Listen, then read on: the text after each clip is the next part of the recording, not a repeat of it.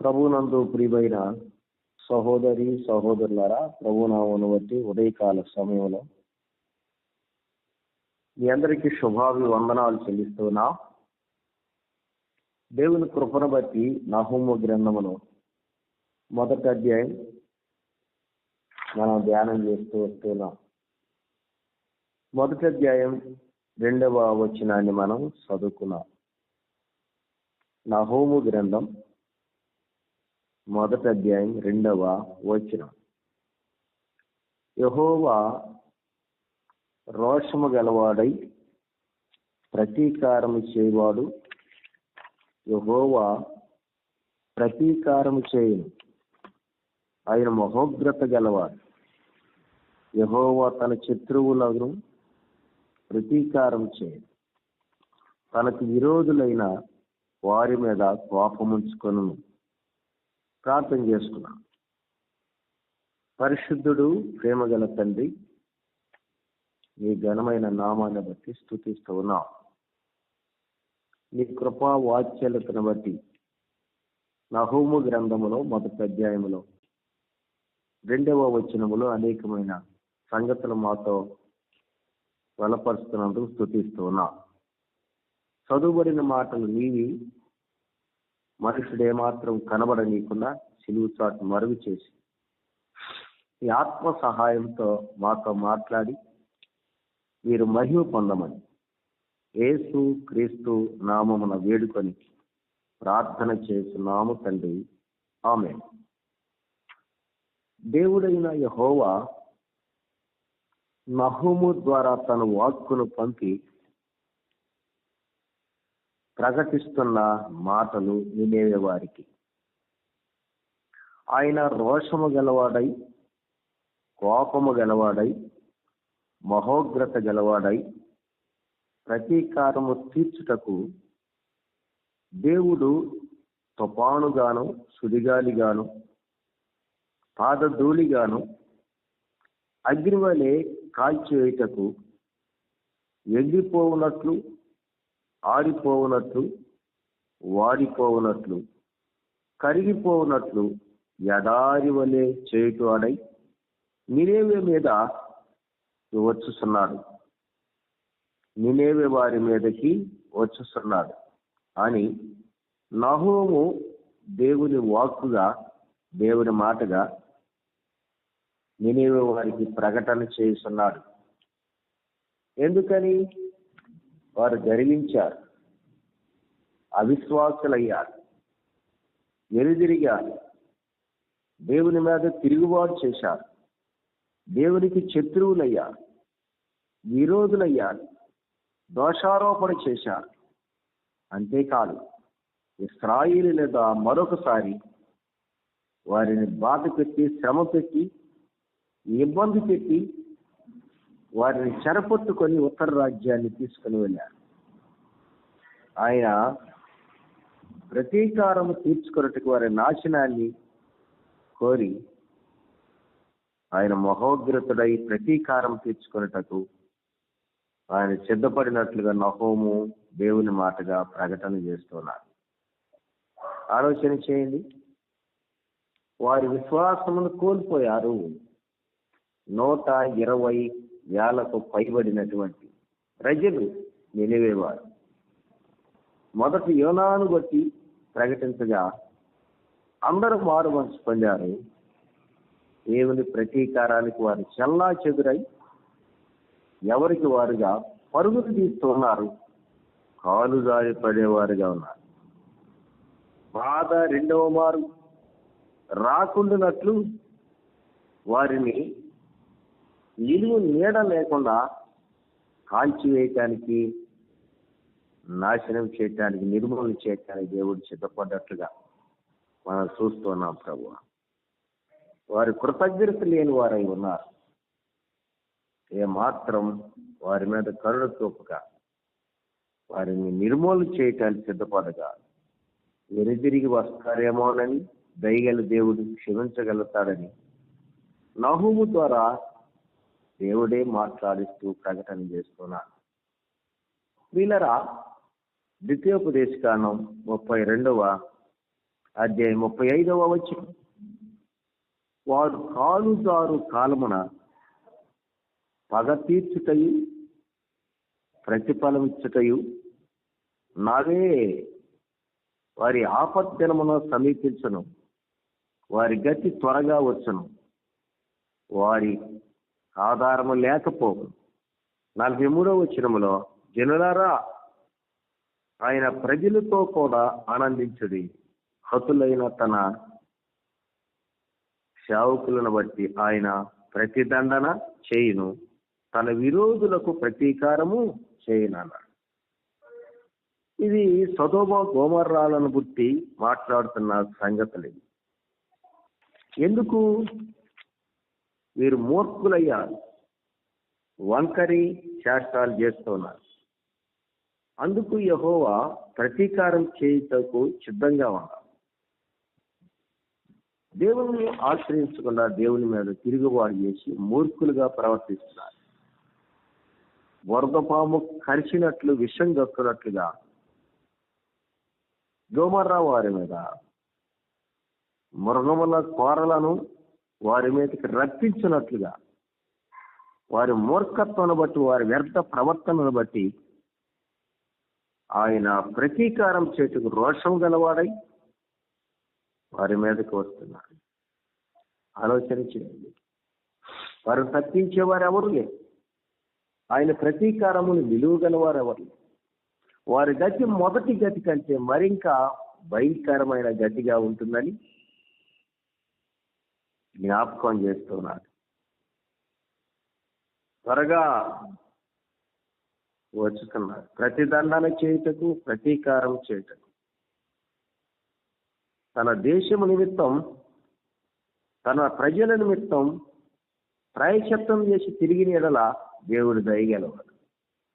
లేని ఎడల వారి మూర్ఖత్వము గర్వాన్ని బట్టి వారి వివేకం లేని వారై దేవుని ఆలోచన కనిపెట్టుకుని పోయేది విరోధులుగా ఉన్నారు కనుక వారిని ఎంత మాత్రం విడిచిపెట్టగా ఆయన ప్రతీకారం చేయుటకు వచ్చుతున్నారు. చూడండి, 94వ కీర్తన మొదటి శరణం. యెహోవా ప్రతీకారము చేయు దేవా, ప్రతీకారం చేయు దేవా ప్రకాశింపుమని కీర్తనాకారుడు జ్ఞాపకం చేస్తాడు. భూలోకంలో న్యాయం తీర్చుటకు లేమంటున్నాడు. ఎవరిని? గర్విష్ఠుల, గర్వించిన వారై, భక్తిహీనులైన వారై, గర్వించిన వారై, భక్తిహీనులైన వారై కఠోరమైన మాటలు మాట్లాడుతూ, దెంకమలాడుతూ దేవుని మీద తిరుగుబాటు చేసిన వారి బట్టి దేవుడు ప్రతీకారము చేయటానికి లేచి వస్తున్నాడని కీర్తనాకారుడు చెబుతున్నాడు. ఎవరి మీద? కఠోరమైన మాటలు. నోటికి ఏ మాట వస్తే ఆ మాట, కఠినమైన మాట, భయంకరమైన పాప కఠినమైన మాట. ఆలోచన చేయండి. శరీరానికి బాధ కలిగించి, ఆత్మకు బాధ కలిగించేది నాలుకే. ఆ నాలుక నుంచి వచ్చే మాట ఎంత కఠోరమైనదో, దోషముతోనూ బెంకములాడుతూ గర్వముతో మాట్లాడుతున్నారు. వారు బెంకములాడే మాటలు మాట్లాడుతున్నారు, దోషారోపణ చేసే మాటలు మాట్లాడుతున్నారు, కఠినముగా మాట్లాడుతున్నారు. అందుకే వారి మీద అయినా ప్రతీకారం చేయటానికి లేచి వస్తున్నాడని కీర్తన 94లో జ్ఞాపకం చేస్తున్నాడు. చూడండి మరొక మాట, మీకా గ్రంథం 5వ అధ్యాయం 15వ వచనం. నేను అత్యాగ్రహము తెచ్చుకొని నా మాట ఆలకింపని జనములకు ప్రతీకారం చేస్తును. ఇదే యెహోవా వాక్కు. దేవుని మాట వినని వారి మీద, దేవునికి విరోధులు, శత్రువులైన వారి మీద, దేవుని మాట వినక దేవుని మీద తిరుగుబాటు చేసే వారి మీద దేవుడు ప్రతీకారం చేయనని మీకా జ్ఞాపకం చేస్తున్నాడు. బెత్లెహేము, ఎఫ్రాతా, యూదా వారి కుటుంబాలను గురించి స్వల్ప గ్రామమైనటువంటి ఇశ్రాయేలీయులతో మాట్లాడుతున్నాడు. ఇశ్రాయేలీయులు దేవుని మీద విరోధులుగాను శత్రువులుగాను ఉన్నారని, ఆయన మాట ఆలకింపని జనముగా ఉన్నారని, దేవుడు వారి మీద నేను ప్రతీకారము చేయదునని ఆయన దేవుని వాక్కుగా మీకాతో మాట్లాడుతున్నాడు. యెహెజ్కేలు గ్రంథం 25వ అధ్యాయం 17వ వచనం. క్రోధముతో వారిని శిక్షించి వారి మీద నా పగ పూర్తిగా తీర్చుకొందును. నేను వారి మీద నా పగ తీర్చుకొనగా నేను యెహోవానై ఉన్నానని వారు తెలుసుకొందురు అన్నాడు. ఎవరి మీద? నా పరిశుద్ధ స్థలములో అపవిత్రపరుస్తూ ఉన్నారు. ఇశ్రాయేలీలే నా పరిశుద్ధ స్థలమును అపవిత్రపరుస్తూ ఉన్నారు.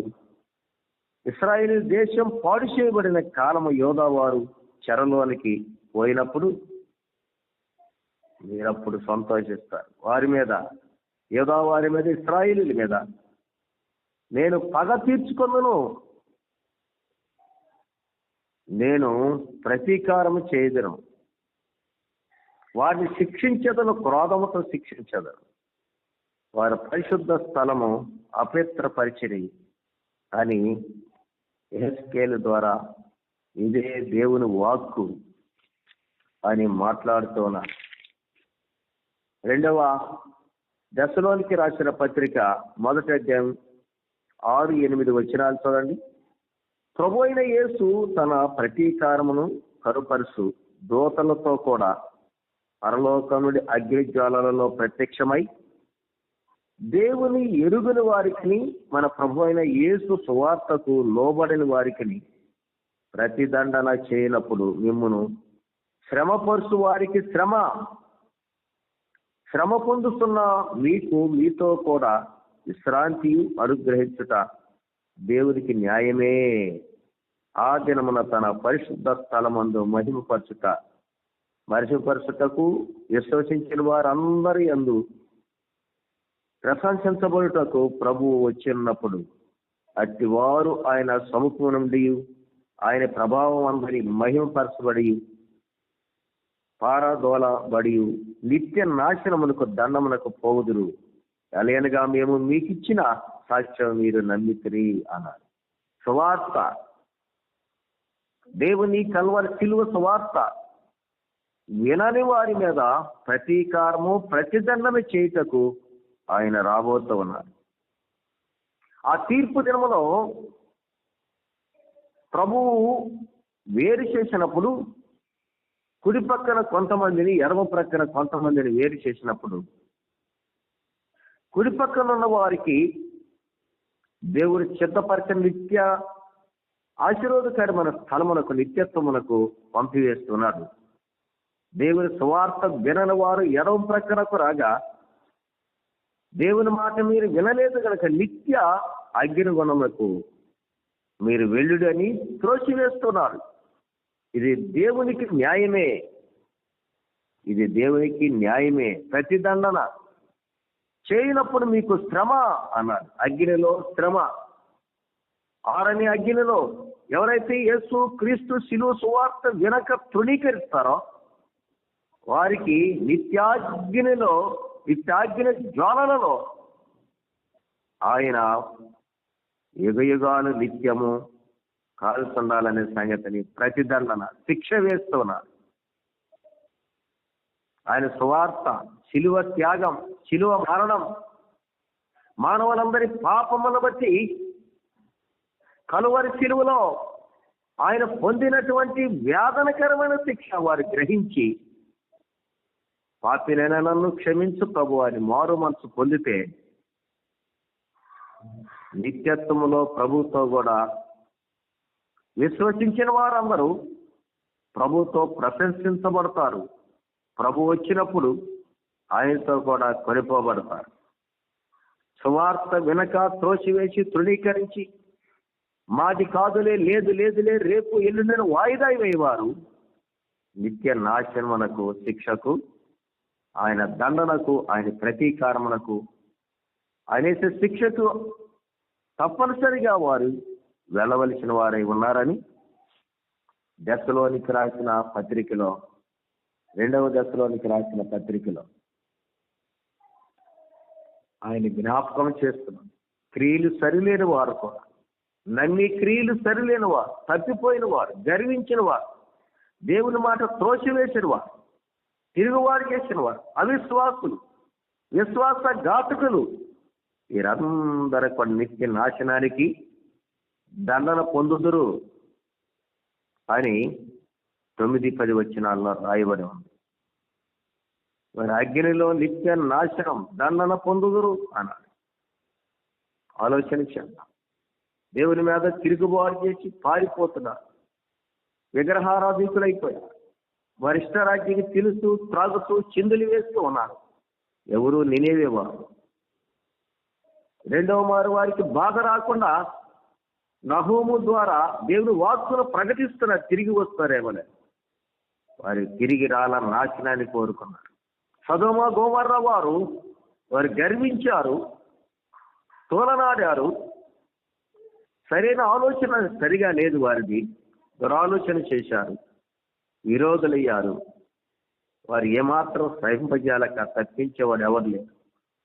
మీకు నేను ప్రతీకారం చేసి మీ దండను విధించినప్పుడు తప్పించేవాడు ఎవడు లేడని జ్ఞాపకం చేసి, ఇశ్రాయేలీయులు యోధా వారి మీద కూడా శత్రువులకు అప్పగించి ఆయన పగ తీర్చుకుంటూ ఉన్నారు. పరిశుద్ధ స్థలములు అపవిత్రపరిచారు. ఆలోచన చేయండి. వీళ్ళరా కీర్తనలో మనం జ్ఞాపకం చేస్తున్నాం. నేటి ప్రజలు కూడా ఎలా ఉన్నారు? గర్విస్తున్నారు, కొండెపు మాటలు మాట్లాడుతున్నారు, భయంకరమైనటువంటి మూర్ఖశక్తులై వారి ఇష్టానుసారంగా మాట్లాడుతూ ఉన్నారు నేటి ప్రజలు. అందుకే 94 కీర్తనలో ఆయన అన్నారు ఏమని? గర్విస్తున్నారు, భక్తిహీనులైపోయారు నేటి ప్రజలు, కఠోరమైన మాటలు మాట్లాడుతున్నారు, వెంకమలాడుతూ ఉన్నారు, దోషారోపణ చేస్తున్నారు. ఈ ప్రజలను బట్టి నేను పగ తీర్చుకున్నాను, అంతేకాదు ప్రతీకారం చేయదును అనే మాటలు. నేటి దినాల్లో మనం ఎలా ఉన్నాం? నిత్యత్వమా, నిత్య నాశనమా? తిరుగుబాటు చేస్తున్నామా? ప్రభువుకు విధేయులమై సాగుతున్నామా? ప్రభువు మాటకు ఆలకించి విధేయులమై లోబడి ప్రభు పక్షంగా జీవిస్తే నిత్యత్వంలో ప్రభుతో కూడా విశ్రాంతిలో ఉంటాం. దేవుని మాట వెనక తిరుగుబాటు చేసి దేవుని లెక్కలేని స్థితిలో ఉండి మన ఇష్టానుసారంగా జీవిస్తే నిత్య దండన, నిత్య అగ్నిగుండానికి వెళ్ళేవారు ఉంటామని దేవుడి జ్ఞాపకం చేస్తున్నారు. దేవుడి మాటలు దీవించునుగాక. ప్రార్థన చేస్తున్నాం. పరిశుద్ధుడైన తండ్రి, కృపామయుడా, నీకు స్తోత్రం. నువ్వు ప్రతీకారం చేయి దేవుడు. విననొల్లని వారికి నీ దండన ప్రతీకారంతో నిర్మూలన చేసే దేవుడు. అట్టి వారిలో మేము ఉన్నామో లేదో జ్ఞాపకం చేసుకో. మాతో మాట్లాడి సరి చేసుకున్న అవకాశం ప్రజలకు ఇచ్చిన స్తుతిస్తూ, ఎవరైనా ఒకవేళ అలాంటి వారు ఉంటే, విశ్వాసఘాతకులై ఉంటే, అయినా వెంకమలాడేవారుగా ఉంటే, ప్రభువాన్ని క్రియలు జరిగించలేక వ్యతిరేకంగా ఉన్నవారుంటే, పాపములో ఉన్నవారుంటే, లోకములో ఉన్నవారుంటే, మారు మనసు పొంది ఇప్పుడైనా నీ వైపు తిరిగే భాగ్యం దయచేయము. యేసు క్రీస్తు నామమున వేడుకొని ప్రార్థన చేస్తున్నాము తండ్రి, ఆమేన్.